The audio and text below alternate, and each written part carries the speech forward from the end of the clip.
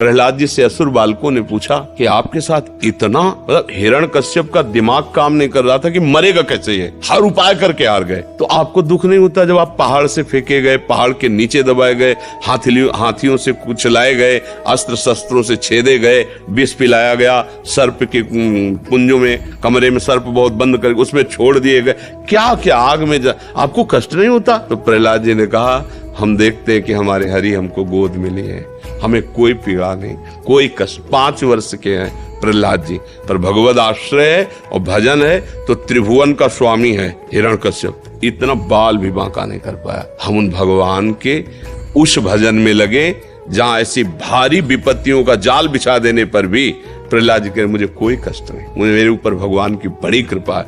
और जब वो प्रहार ही करना चाहा तो भगवान खंभा फाड़ के प्रकट हो गए। हमारा कर्म ही होता, कोई हमको परेशान नहीं कर सकता, कोई देवता, कोई भूत, कोई प्रेत, कोई पितर, ये बात गांठ बांध लो, कोई तांत्रिक, कोई सिद्ध। यदि मेरा कर्म गलत नहीं है तो विश्व ब्रह्मांड में किसी की ताकत नहीं है जो हमको दंड दे सके, क्योंकि सबका शासन करता भगवान है, ईश्वर है। अगर कोई अपने तप का प्रभाव भी करना चाहे, मतलब तपस्वी है, तो बीच में आके खड़ा हो जाएगा, बिल्कुल वो भजन नहीं करता पर वो निष्पाप है, उसने अपराध नहीं किए, तो किसी न किसी रूप में भगवान आके खड़े हो जाएंगे, उसकी रक्षा कर लेंगे। इसीलिए उनका एक नाम है ईश्वर, संपूर्ण जीवों का शासन उनके हाथ में है और सब जगह विराजमान है। यार मैंने तो भगवान को पुकारा ही नहीं, लेकिन मेरा सब काम बन गया। ऐसा फंस रहा था, ऐसा गिरने वाला था कि मर जाते, ये लोग फंसा लेते। ऐसा कौन बचाया?